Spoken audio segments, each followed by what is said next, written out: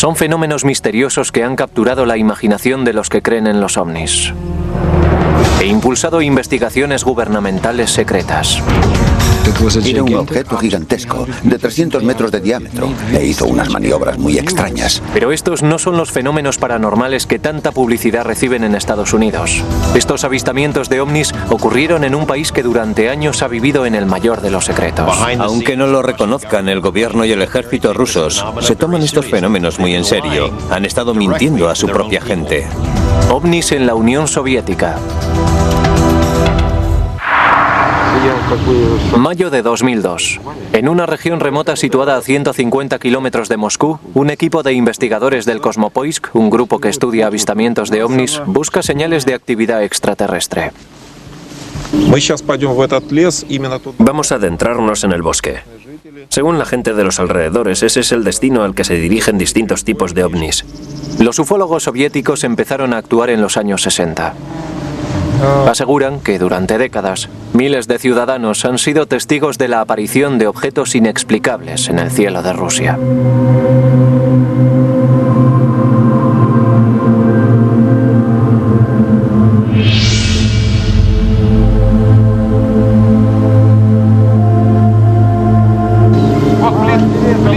Hoy los ufólogos rusos trabajan a la luz pública e informan libremente de sus descubrimientos. Pero no siempre ha sido así. Antes de que se introdujera la política de transparencia informativa o Glasnost en 1985, las investigaciones independientes sobre ovnis en la antigua Unión Soviética se realizaban en un clima de secretismo y miedo.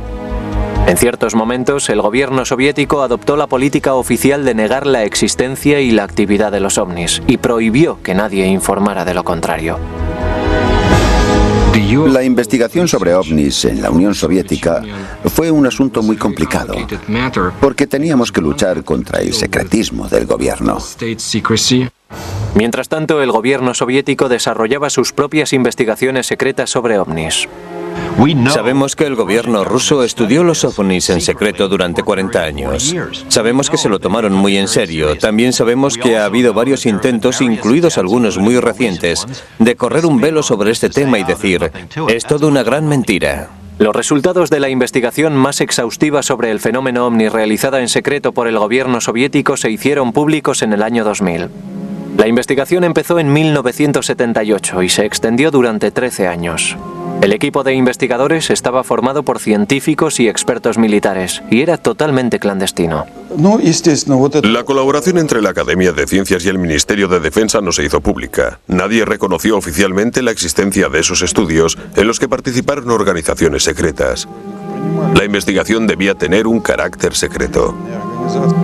El coronel Boris Sokolov fue el coordinador de la investigación. Poco después de la caída de la Unión Soviética se reunió con el periodista estadounidense George Knapp. Sokolov nos dijo que al igual que ocurría en Estados Unidos, entre el 90 y el 95% de estos casos podían tener una explicación lógica, pero el 5 o 10% restante no podía explicarse con tanta facilidad. El estudio soviético, de 13 años de duración, investigó algunos de los avistamientos más sorprendentes de la historia de Rusia. En 1968, un cámara que grababa el vuelo de prueba de un caza soviético vio un gran objeto triangular en el cielo. Enfocó el objeto con su cámara y lo grabó.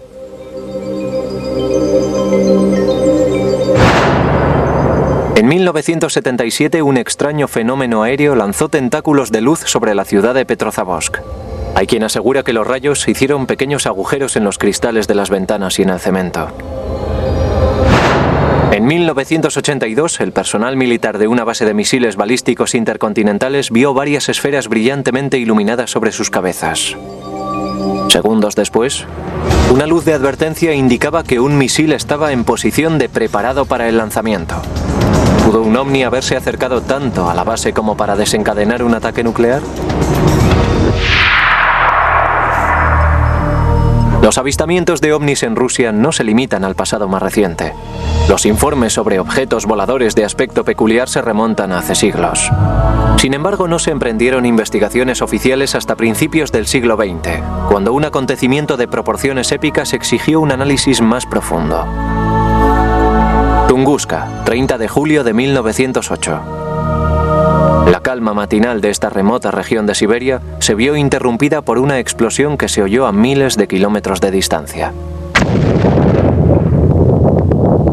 Se produjo una enorme explosión, equivalente a alrededor de 15 megatones de energía, lo que supone una potencia 1000 veces superior a la bomba de Hiroshima lanzada al final de la Segunda Guerra Mundial. Fue un acontecimiento extraordinario. Debido a la lejanía de la región de Tunguska, pasaron casi 20 años antes de que los investigadores del gobierno visitaran el lugar. La primera expedición que llegó a Tunguska estaba dirigida por el mineralogista Leonid Kulik. Cuando la primera expedición llegó a Tunguska en 1927, los nativos se mostraron reacios a enseñar la región a los científicos porque pensaban que el dios Otji había devastado la zona debido a la maldad de la gente y por eso había destruido los árboles y matado a los animales. Kulik consiguió convencer a los vecinos para que le condujeran al lugar de la explosión. Como creía que la explosión habría sido obra de un meteorito, Kulik esperaba encontrar un cráter en el lugar del impacto. Pero para su sorpresa, no encontró ningún cráter. Buscaba restos de meteoritos en el suelo, porque con frecuencia cuando un objeto choca contra la Tierra, se desprenden detritos que pueden recuperarse en los bordes del cráter. Pero, por supuesto, tampoco los encontró. Lo que descubrió Kulik ha alimentado el debate sobre los ovnis durante décadas. En el epicentro de la explosión había un pantano helado con un grupo de árboles intactos y totalmente crecidos en el centro. La arboleda estaba rodeada por 10 millones de árboles muertos que formaban un anillo simétrico y parecían haber sido talados por una guadaña cósmica. Así que tenemos una explosión que no ha dejado ni un cráter ni fragmentos de meteorito en los alrededores. Solo un círculo de árboles quemados y derribados que se extiende casi 30 kilómetros en todas direcciones. En años posteriores, otros científicos viajaron a Tunguska a estudiar este extraño fenómeno. Puede que sean los frutos obtenidos por el trabajo de otra expedición enviada a finales de los años 40 por la dirección de la policía secreta soviética. Pero todo lo que sabemos es que dicha expedición existió. Lo que no sabemos es qué ha sido de los objetos y la información que recogió. El desconcierto de los científicos aumentó al saber que se habían producido daños por radiación en el lugar de la explosión. También se recibieron noticias de que algunas plantas habían experimentado mutaciones y parece ser que algunas personas sufrieron ciertos daños en sus genes. En 1947, el coronel del ejército ruso Alexander Konstantev desarrolló una teoría muy peculiar, basada en las devastadoras consecuencias de las bombas atómicas lanzadas por Estados Unidos sobre Japón. Konstantev estaba escuchando las noticias sobre el bombardeo atómico. El locutor ofreció una larga y detallada descripción de cómo y en qué dirección habían caído los árboles, casas y demás edificios, y de cómo recibieron la onda expansiva. Entonces se dio cuenta de que lo que había pasado en Hiroshima era exactamente lo mismo que en Tunguska, solo que 50 años antes. Konstantev planteó la hipótesis de que la devastación de carácter atómico ocurrida en Tunguska había sido causada por el impacto de una nave extraterrestre de energía nuclear. Pero la comunidad científica rechazó la teoría de Konstantev. Los científicos aseguran que la explosión de Tunguska fue provocada por un raro, pero explicable accidente natural. Creen que un asteroide explotó al llegar a 5 kilómetros de distancia de la superficie de la Tierra. A medida que el objeto se iba acercando a la Tierra, se fue desacelerando y se vio sometido a la presión de las fuerzas de la atmósfera. Explotó con la fuerza de una bomba de hidrógeno. La onda expansiva devastó el bosque, derribó a los árboles situados en el lugar de la explosión y los alejó del epicentro del impacto. Pero ¿cómo podía explicar la explosión de un asteroide las informaciones relativas a los daños causados por la radiación en la región de Tunguska? Los científicos aseguran que puede atribuirse a la enorme magnitud de la explosión. Como hemos mencionado antes, la explosión en sí fue 1000 veces más intensa que la causada por la bomba atómica de Hiroshima. La explosión pudo haber generado una serie de partículas cargadas que se desplazan a alta velocidad y que podrían haber sido la causa de algunas de las mutaciones en la estructura genética de plantas y animales. Pero las explicaciones de los científicos siguen sin satisfacer a la mayoría de los ufólogos. He estado varias veces en el lugar en el que cayó el objeto en Tunguska. Como verá, he dicho objeto y no meteorito. Porque el impacto de un asteroide, un cometa o cualquier otro cuerpo natural no puede provocar esas consecuencias. Varias expediciones encontraron cosas que no pudieron explicar. Había gente que decía que las pruebas sugerían que se trataba de alguna clase de nave extraterrestre. Es la típica explicación mágica que se da cuando se carece de conocimientos científicos para entender los fenómenos físicos y astronómicos. A lo largo del resto del siglo XX continuaron las explicaciones mágicas de los objetos volantes no identificados que sobrevolaron Rusia. En una ocasión, un supuesto ovni sirvió para sacar a la luz un proyecto militar soviético del máximo secreto.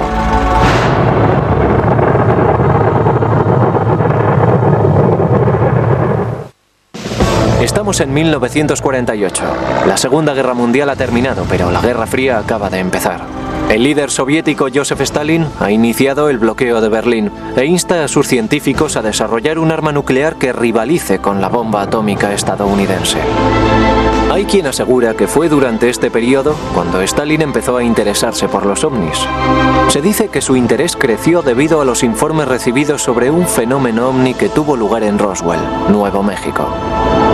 En 1947 el estado de Nuevo México era un nido de espías soviéticos porque allí estaba destacado el escuadrón de bombarderos 509.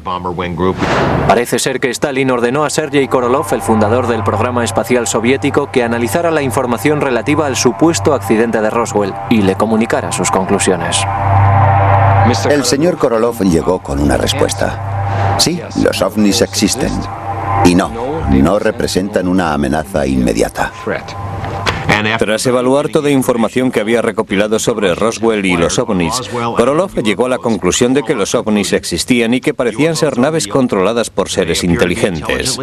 Eso es lo que le dijo a Stalin, quien a su vez le dijo que era la misma conclusión a la que habían llegado sus otros investigadores. Aunque no existen pruebas concretas de la conversación, varias agencias científicas soviéticas empezaron a investigar el fenómeno ovni en los años posteriores. Stalin, tras recibir la información sobre Roswell y los ovnis en general, hizo básicamente lo mismo que habían hecho los norteamericanos. Oficialmente negó la existencia de los ovnis, pero tenía un grupo de científicos de alto nivel investigando el fenómeno ovni que informaba de sus descubrimientos a oficiales del ejército, todo ello de forma secreta. También se ocultaron al público los informes sobre ovnis recopilados por los pilotos de las fuerzas aéreas soviéticas. Entre mediados de los 50 y mediados de los 60, los pilotos informaron aproximadamente de 15.000 avistamientos de ovnis. Es muy difícil encontrar un piloto que haya volado durante muchos años y que no haya visto un ovni. La mayoría de esos avistamientos tienen una explicación lógica.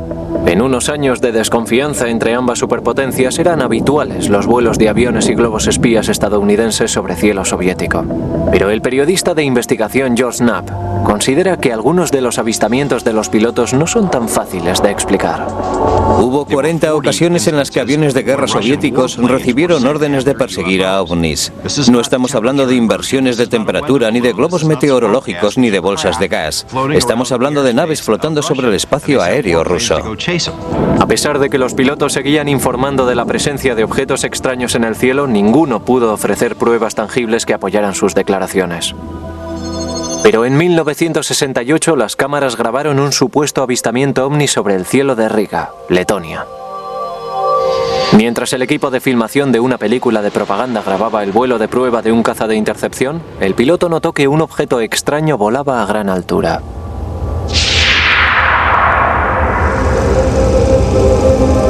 De repente el piloto gritó: «¡Atención! ¡Grabad eso!». Miramos hacia arriba y vimos un triángulo que estaba a gran altura. Varios cazas despegaron para investigar el caso, pero el objeto desapareció rápidamente detrás de una nube y no volvió a ser visto. Posteriormente se calculó que la nave estaba volando aproximadamente a 11.000 metros de altura. La grabación fue enviada al Kremlin, que la ocultó al público durante años. Se lo tomaron muy en serio. Y digo eso porque se llevaron la grabación. Fue declarada de alto secreto. Solo últimamente ha sido posible visionar la grabación incautada.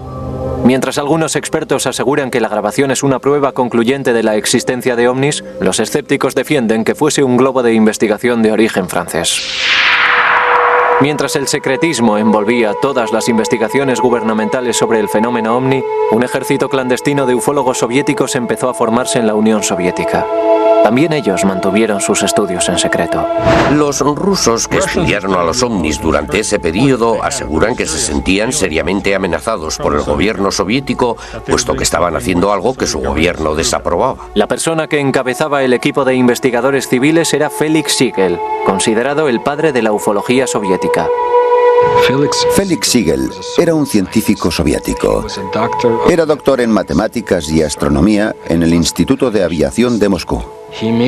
Se dedicó a descubrir por qué volaban objetos extraños por los cielos de su país. Siegel desafió al sistema soviético organizando conferencias sobre fenómenos paranormales, investigaciones independientes sobre ovnis y pidiendo a los ciudadanos soviéticos que informaran de cualquier avistamiento. Sus esfuerzos no estaban exentos de riesgo. No estoy diciendo que encarcelaron a la gente por eso, pero Siegel sufrió represalias. Fue acosado tanto en su lugar de trabajo, el Instituto de Aviación, como por las autoridades gubernamentales. Siegel y sus investigadores extendieron información sobre avistamientos de ovnis por medio de una red de prensa clandestina, la Samizdat. Publicaciones privadas utilizadas para difundir información. Estaban estrictamente prohibidas por el Kremlin. En aquel tiempo los folletos se imprimían al estilo de la Samizdat. Eran recopilaciones de observaciones y cartas de las que se hacían 5 o 6 copias. Todo ese material se mecanografiaba utilizando papel carbón.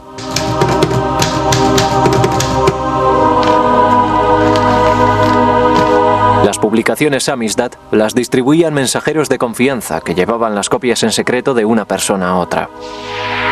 La información sobre ovnis circuló de esta forma clandestina hasta 1967, cuando de pronto dio la impresión de que el gobierno levantaba la censura sobre los ufólogos. Visto desde hoy, parece que ese respiro no fue más que una cortina de humo, parte de un intrincado plan de gobierno. Esta estratagema empezó en 1967, cuando los ciudadanos informaron de múltiples avistamientos de ovnis con forma de media luna sobre el cielo de Ucrania y el tramo inferior del Valle del Volga. También se vieron en lugares situados tan al sur como las montañas del Cáucaso, donde muchos astrónomos que trabajaban en observatorios del Cáucaso vieron esos objetos en forma de media luna volando horizontalmente desde el oeste al este. Por razones desconocidas en la época, el gobierno permitió que la prensa cubriera la noticia y alentó el desarrollo de estudios independientes sobre los avistamientos. Felix Siegel recibió autorización del gobierno para formar un comité de investigación integrado por más de 200 expertos científicos y militares. En octubre de 1967 se reunieron en la sede central de los pilotos y cosmonautas en Moscú. Su objetivo era establecer la causa de los avistamientos masivos. El comité de Siegel pidió a los ciudadanos soviéticos por prensa y televisión que comunicaran cualquier información sobre los ovnis. Por primera vez en la historia de Rusia, parecía que se podía hablar libremente sobre ellos.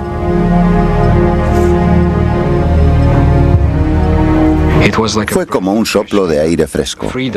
Los ciudadanos soviéticos podían hablar libremente sobre un tema hasta entonces prohibido. Aquello era una auténtica novedad, pero lamentablemente no duró mucho. Pocos meses después del llamamiento de Siegel por televisión, los acerados dientes de la censura soviética volvieron a cerrarse. Informar de avistamientos de ovnis volvía a estar prohibido. El tema fue excluido de la prensa controlada por el gobierno y se ordenó la disolución del comité de Siegel. El objetivo del comité era animar a la gente a que comunicara los avistamientos. En cuanto empezaron a llegar esos informes, alguien en Moscú accionó el freno, disolvió el comité, canceló la publicación de trabajos sobre ovnis y echó tierra sobre el asunto. Enseguida se dijo que el Kremlin intentaba ocultar algo. ¿Por qué decidieron taparlo todo? ¿Intentaban ocultar algo? De eso no hay duda. La cuestión es saber qué es lo que estaban ocultando. Los ufólogos creían que intentaban tapar los avistamientos de naves extraterrestres, pero yo creo que lo que intentaban ocultar era la descripción y las actividades de sus propios aviones secretos, de sus misiles y de sus satélites. El científico y asesor de la NASA James Ober llegó a esta conclusión en 1977 después de estudiar los patrones de lanzamiento de las naves espaciales soviéticas y compararlos con los datos de los avistamientos de 1967.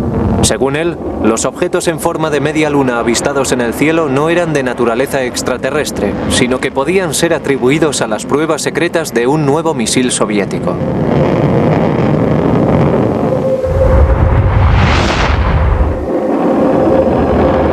La gente que vivía en la zona veía los cohetes, sobre todo de noche. Veía la estela que dejaban en el cielo e incluso los oía. El gobierno les dijo que ellos no sabían nada y que no tenían nada que ver con aquello, y se convirtió en un fenómeno ovni.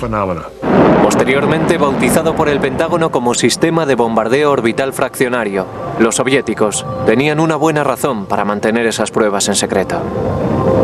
Eran misiles diseñados para colarse por debajo de nuestros radares como armas de primer ataque, armas fantasmas que solo construyes si intentas realizar un ataque sorpresa. Además, era ilegal construir ese tipo de armas porque en 1967 Estados Unidos, Rusia y otros países firmaron un tratado que prohibía colocar armas nucleares en órbita. Pero ¿por qué tras prohibir la publicación de información sobre ovnis durante años, el gobierno levantó las restricciones brevemente en 1967? Parece ser que fue un intento deliberado de engañar a sus ciudadanos y a la comunidad internacional acerca de la verdadera naturaleza de los avistamientos. El gobierno soviético no quería que el público supiera lo que estaba pasando y tampoco que los estadounidenses supieran lo que estaban tramando. Fue una tapadera, una especie de maniobra de distracción, porque en caso de tratarse de ovnis, los periodistas occidentales se reirían en vez de investigar. El gobierno soviético prefirió dejar que la gente pensara que se trataba de platillos volantes. La estrategia resultó ser contraproducente cuando la información exhaustiva recogida por el comité de Felix Siegel fue publicada en algunas revistas. El gobierno soviético se dio cuenta de que esas revistas estaban publicando sus secretos militares. No estaban descritos con total exactitud, pero sí eran lo bastante precisos como para servir a la CIA si caían en sus manos. El gobierno ruso dijo «Dios mío» y prohibió la publicación de informes sobre ovnis. Durante 10 años se dejó de hablar públicamente sobre ovnis. Pero eso cambió en 1977, con la aparición de un objeto de aspecto extraño sobre cielo soviético que fue visto por miles de asombrados ciudadanos. Se transformó en una especie de medusa de luz que emitía rayos sobre la ciudad por medio de sus tentáculos. 20 de septiembre de 1977. Antes de que salga el sol en la pequeña ciudad portuaria rusa de Petrozavodsk, una espectacular exhibición de luces aéreas ilumina el cielo. Este hecho se convertiría en uno de los avistamientos ovni más estudiados de la historia soviética. El fenómeno de Petrozavodsk es uno de los fenómenos anormales más importantes que ha tenido lugar en nuestro país. Aproximadamente a las 4 de la mañana, civiles y personal militar vieron enormes apariciones en forma de estrella brillando en el cielo. Mientras volaba por el cielo parecía acercarse a la ciudad y luego se desvió hacia el horizonte. La gente que estaba en la calle vio una especie de medusa brillante cuyos tentáculos salían de un núcleo brillante en forma de platillo volante. El impresionante espectáculo duró aproximadamente 10 minutos. Los testigos aseguraron que el avistamiento fue acompañado por una serie de sucesos extraños que ocurrieron en el suelo. Se informó de todo tipo de fenómenos. Olía a ozono, los ordenadores se bloquearon y los conductores perdieron el control de sus vehículos. Puede que el fenómeno más difícil de explicar fuera la aparición de agujeros perfectamente cortados en las ventanas y rocas de la ciudad. No hay ninguna explicación para ese hecho, pero la conexión es directa en cuanto a parámetros temporales. No había agujeros antes del avistamiento, aparecieron después. Era imposible negar el avistamiento de Petrozavodsk, puesto que los testigos se contaban por miles. Aunque el avistamiento seguía constituyendo un misterio para los ciudadanos soviéticos, el asesor de la NASA James Ober no tardó en descubrir su origen. Debido a mi relación con el programa espacial y a mi conocimiento de satélites y cohetes, pude descubrir lo que pasaba en cuestión de horas. Esa mañana se produjo el lanzamiento de un cohete desde un centro espacial secreto situado al norte de Moscú, en el mismo instante en que la gente veía el ovni. La imagen con aspecto de medusa fue provocada por el lanzamiento del satélite espía Cosmos 955. Los rayos del sol que estaban a punto de salir, al iluminar por detrás la estela del cohete, produjeron el efecto de la medusa con tentáculos observada por los testigos. Esto es lo que básicamente denomina la pistola humeante de la ufología soviética. Lo llaman el ovni medusa porque la estela dejada por los motores del cohete brilló de manera especial debido a la luz del sol naciente. Al igual que en anteriores avistamientos masivos, el gobierno tenía buenas razones para ocultar la verdad a sus ciudadanos. El satélite fue lanzado desde un centro espacial secreto llamado Plesetsk, una de las bases secretas de misiles repartidas por la Unión Soviética. La mayoría de los ufólogos aceptaron el lanzamiento del satélite como la causa del efecto visual aéreo, pero muchos aseguran que esa teoría no explica totalmente el misterio. ¿Qué explicación tiene la aparición de algunos haces de luz que quemaron los cristales? Cuando analizaron los cristales en el Instituto de Meteorología de Moscú, llegaron a la conclusión de que los agujeros eran resultado de que el cristal de las ventanas era defectuoso. No se trataba más que de un defecto técnico. No creo que el lanzamiento de un satélite militar secreto explique los agujeros producidos en los cristales. Mi opinión personal es que esos efectos no fueron obra de ninguna tecnología humana. Se redactaron algunos informes que hablaban de agujeros perforados en ventanas y en piedras del pavimento. He visto esos informes y no puedo explicarlo. Todos esos fenómenos e informes adicionales son típicos de lo que ocurre cuando la gente ve algo asombroso en el cielo y mira a su alrededor buscando pruebas que corroboren lo que ha visto. La mayoría de las veces son irrelevantes e imaginarias. Es posible que los agujeros misteriosos no puedan ser explicados jamás, pero el avistamiento de Petrozavodsk tuvo consecuencias mucho más profundas en el seno del Kremlin.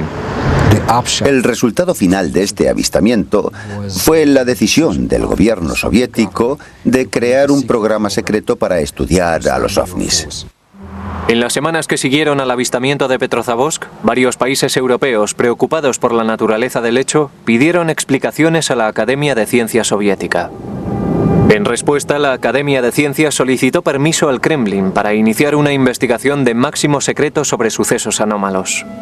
Aunque eran conscientes de que la mayoría de estos sucesos no eran de naturaleza paranormal, los científicos admitieron en su solicitud que no podían proporcionar una base científica a todos los avistamientos de ovnis.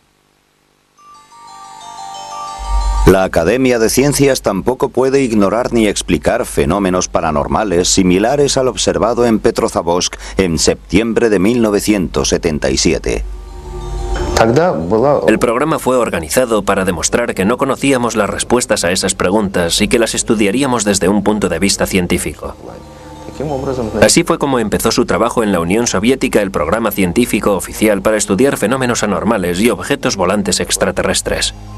En 1978 comenzó oficialmente la investigación, que posteriormente fue conocida como Instituto 22. El estudio duró 13 años y se realizó de forma totalmente secreta. Pero ¿por qué el gobierno soviético invirtió tiempo y dinero en investigar un fenómeno del que ya conocía el origen? No debería sorprendernos que el ejército soviético, aunque conociera la naturaleza de la mayoría de estos informes, decidiera investigarlos. Por regla general, los soviéticos espiaban entre ellos con tanto fervor como espiaban a Occidente. Si ya sabían que eran pruebas de misiles, ¿por qué tuvieron que realizar un estudio secreto a nivel nacional? Los resultados de ese estudio no iban a ser publicados en ninguna parte porque eran secretos, así que no tiene sentido. Mientras aún continuaba el debate sobre las razones del estudio, no hay duda de que el alcance de la investigación era muy amplio. La investigación del Instituto 22 fue dirigida de forma conjunta por la Academia de Ciencias y el Ministerio de Defensa. Resultó de mucha utilidad para la Academia de Ciencias colaborar y realizar estudios con el Ministerio de Defensa, porque como es natural, al Ministerio de Defensa le resultaba mucho más fácil conseguir la información a la que nosotros no teníamos acceso. Las Fuerzas Armadas recibieron la orden de investigar qué influencia podrían haber tenido los ovnis en el correcto funcionamiento del equipamiento técnico militar. Además, se reclutaron cientos de miles de marineros, soldados y pilotos para vigilar e informar de la existencia de ovnis. A ninguno le dijeron por qué solicitaban esos informes. El Ministerio de Defensa tiene un enorme potencial de observación. En primer lugar, porque hay unidades militares estacionadas por todo el país. En segundo lugar, porque a diferencia de las organizaciones civiles, una orden del Ministerio de Defensa es suficiente para convertir a todos los soldados en observadores potenciales. Y eso es lo que hicieron. Todas las unidades del vasto imperio soviético tuvieron que participar en este estudio. Debían investigar a fondo cualquier ovni, objeto anómalo, bola de luz o figura extraña que se formara en el cielo. Se aleccionó a los científicos para que investigaran la naturaleza física de cualquier supuesto fenómeno paranormal. La información recogida por el ejército y los científicos fue analizada en un laboratorio instalado en un edificio de apariencia normal situado en las afueras de Moscú. El personal del laboratorio no era numeroso, no había más de 10 personas y nunca se superó ese número. Pero se trataba de especialistas en todos los campos, desde físicos a expertos en radioelectrónica, meteorología y astrogeofísica. Estaban representadas prácticamente todas las especialidades de la ciencia y se investigó el fenómeno ovni desde todos los ángulos posibles.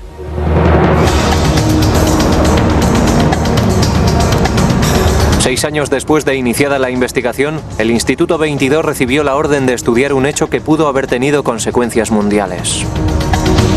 Un supuesto fenómeno ovni había colocado al mundo al borde de una guerra nuclear.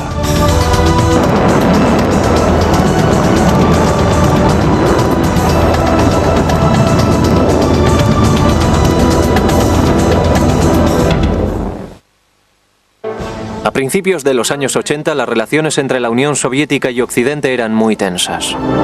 La era de la distensión había terminado y Rusia estaba repleta de silos de misiles balísticos intercontinentales.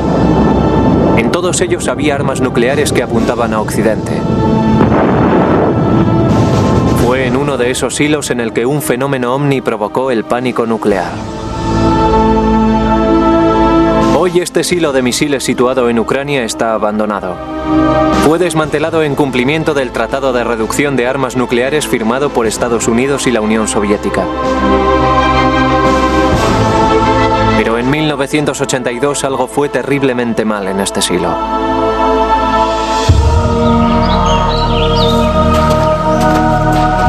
Todo empezó aproximadamente a las 6 de la tarde, cuando los soldados y los habitantes de la vecina ciudad de Bielorukovich vieron un objeto extraño en el cielo del atardecer. Un oficial del ejército nos describe lo que vio. Yo estaba conduciendo una motocicleta no muy lejos de aquí y vi un gran objeto en el cielo. Tenía una forma geométrica perfecta.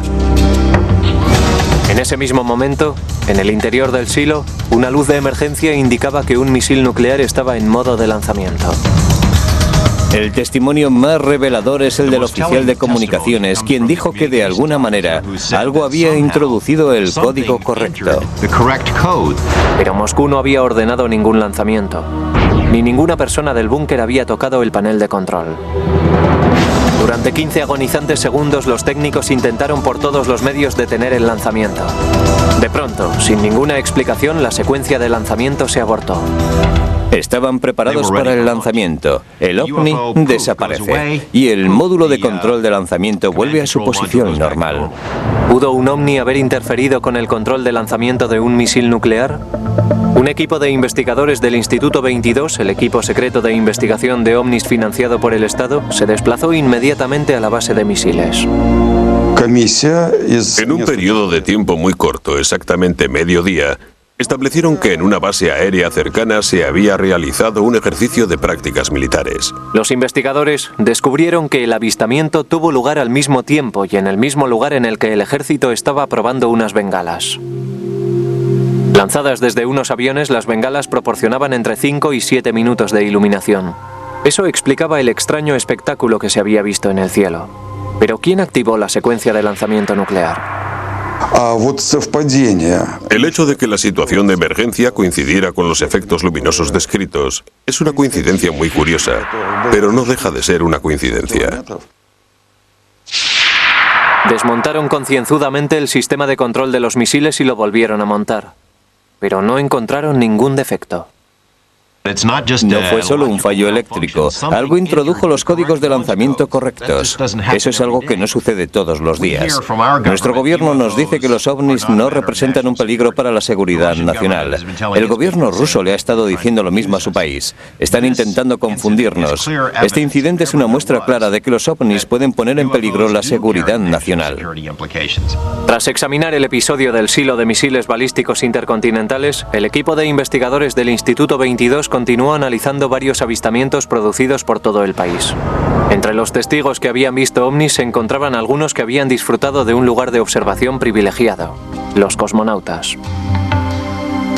El primer hombre que viajó al espacio, Yuri Gagarin, declara en los documentos EBRA 3: puedo decirle que los ovnis existen, y si me lo permite le diré mucho más. El segundo hombre que viajó al espacio, el cosmonauta Titov, dijo que vio a 7 ovnis bailar alrededor de su cápsula espacial durante su breve vuelo espacial. Sin embargo, aún hoy, los cosmonautas se muestran reacios a hablar sobre cualquier fenómeno inusual del que hayan sido testigos en el espacio. Es el miedo al ridículo. La carrera de un cosmonauta puede verse afectada si informa de un avistamiento y se toma en serio lo que ha visto. Pero en esta entrevista especial conseguida por el canal Historia, 2 cosmonautas hablan de los objetos inusuales que encontraron en el espacio. Muchos cosmonautas han visto fenómenos que van más allá de las experiencias que puede conocer la gente en la Tierra. Yo he estado 10 años sin hablar de ello. En la entrevista, el excomandante Vladimir Kovalyonok, de la Estación Espacial Salyut 6, revela que el 5 de mayo de 1981 vio una entidad irreconocible e iluminada desde una de las ventanillas de su nave. El objeto tenía una forma elíptica y voló con nosotros. Volaba en línea recta, hasta que se produjo una especie de explosión que produjo una luz dorada bellísima. Después se produjo una segunda explosión y aparecieron 2 esferas. Pero ya no pudimos ver más porque entramos en la oscuridad de la sombra de la Tierra. En la misión Mir de 1991, el cosmonauta Miusa Maranov consiguió grabar en vídeo un objeto extraño durante una operación rutinaria de acoplamiento.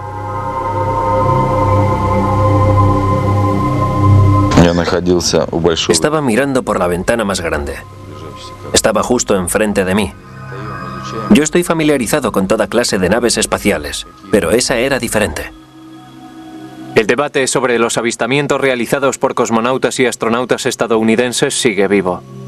Los escépticos insisten en que hay la suficiente basura espacial en órbita como para provocar una cascada de avistamientos de objetos extraños.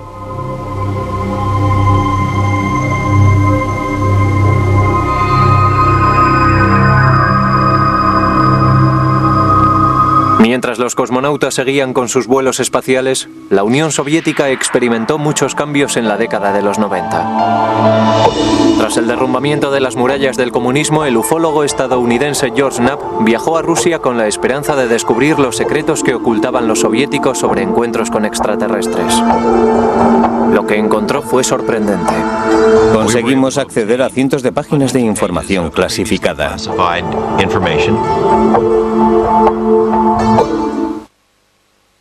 A mediados de los 80, los líderes de Estados Unidos y la Unión Soviética celebraron varias cumbres con el propósito de reducir su armamento nuclear y la tensión entre ambas superpotencias.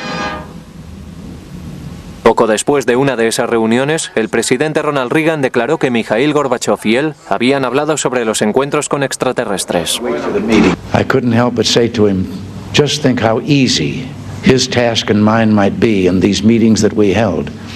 If suddenly there was a threat to this world from some other species, from another planet, outside in the universe, we'd forget all the little local differences that we have between our countries. Reagan realizó 5 declaraciones públicas, incluida una ante las Naciones Unidas, en las que venía a decir que si los ovnis representaran una amenaza para la Tierra, todos los países deberían unirse. Y Gorbachev le respondió que sí, que se unirían todos. El telón de acero se derrumbaba gracias a la perestroika y el glasnost. Tras el colapso de la Unión Soviética llegó una nueva era de apertura a Rusia. A miles de kilómetros de distancia, en Las Vegas, Nevada, el periodista de investigación George Knapp, que había estudiado muchos fenómenos ovni en Estados Unidos, se dio cuenta de que era el momento perfecto para examinar los expedientes rusos. 3 years ago, we have succeeded in obtaining several hundred pages of secret Russian UFO documents and photos. Other Western journalists followed. Today, it's a new ballgame. The lid has been dropped on government UFO files, although there is still plenty of information to be found. Se me ocurrió que podía ser el momento adecuado para intentar descubrir qué es lo que sabían los rusos sobre los ovnis. Fueron unos tiempos llenos de confusión, pero como periodista fue maravilloso estar allí. En 1993, Knapp viajó a Rusia y conoció a Boris Sokolov, el coordinador del Instituto 22. Como muchos de los proyectos científicos de la época financiados por el gobierno había retirado su financiación y el proyecto había sido abandonado. Sokolov proporcionó a NAP algunos de los expedientes sobre ovnis desclasificados más recientemente, expedientes que contenían información sobre los casos de más difícil explicación. De los miles de expedientes, Sokolov había seleccionado los más interesantes. Estaban guardados en sus carpetas y nosotros pudimos acceder a ellos y traerlos aquí. Colonel Sokolov said it was a very practical reason. They knew that UFOs could do things that their planes couldn't. Figured by studying it, they may be able to get an advantage over us in terms of stealth technology. Al regresar a Estados Unidos, NAP publicó algunos de los expedientes, lo que hizo que el coronel Sokolov fuera ridiculizado en su país. Oficialmente Rusia era una democracia, pero los comunistas seguían teniendo mucha influencia. Los periódicos comunistas le atacaron abiertamente por traicionar a la madre Rusia. Pero el escarnio público al que fue sometido Sokolov fue sin duda menos severo que las consecuencias que hubiera tenido que arrastrar en la vieja Unión Soviética. Mi amigo me lo explicó así: si hubiera ocurrido hace 5 años nos habrían encarcelado, y si hubiera ocurrido hace 10 años nos habrían fusilado por publicar esos secretos. Pero en 2000, el relajado clima político de su país permitió que Sokolov y el científico Yuli Platov publicaran un informe con los descubrimientos del Instituto 22. Titulado Historia de la investigación estatal sobre ovnis en la Unión Soviética, en el informe se decía que entre el 90 y el 95% de los 3.000 avistamientos de ovnis investigados podían ser atribuidos a fenómenos en los que intervenía el hombre, la mayoría lanzamientos de misiles y globos de investigación. El 5 o 10% restante no podía explicarse con tanta facilidad, pero en ningún caso se atrevían a asegurar que se tratase de fenómenos interdimensionales ni de extraterrestres que vinieran del futuro. El caso es que antes los ufólogos más entusiastas afirmaban que todo lo que habíamos visto era debido a contactos con civilizaciones extraterrestres. Pero eso no era cierto. Resultó que solo un porcentaje muy pequeño de los avistamientos resultaba inexplicable. Pero en un país en el que durante tanto tiempo se habían suprimido el diálogo y la información, muchos ufólogos se preguntaban si el informe revelaba toda la verdad. Hay un enorme tesoro escondido de documentos del KGB sobre este tema que nadie ha visto hasta ahora. Y sé que el KGB publicó algunos documentos a principios de los 90, pero mucha gente asegura que los mejores documentos siguen escondidos en una cámara de seguridad. ¿Qué pasó con los expedientes? ¿Quién los guarda? Hasta que no los estudiemos por nosotros mismos, no podremos asegurar que lo que dicen los señores Platov y Sokolov sea cierto. Es probable que nunca se sepa con exactitud cuántos expedientes ovni soviéticos siguen clasificados o qué es lo que contienen. La mayor parte de la comunidad científica duda de que exista alguna prueba concluyente en esos expedientes secretos. En Rusia los rumores y las medias verdades siguen teniendo mucha importancia porque en los días de la antigua Unión Soviética era ilegal hablar de muchas cosas. Así que sustituyeron la realidad por una mitología muy rica. Los ovnis formaron parte de esa mitología y aún hoy sigue siendo un tema muy importante. Pero muchos entusiastas del fenómeno ovni se muestran escépticos. Siguen creyendo que existe la prueba que demuestra el encuentro con extraterrestres y que esa prueba continúa oculta.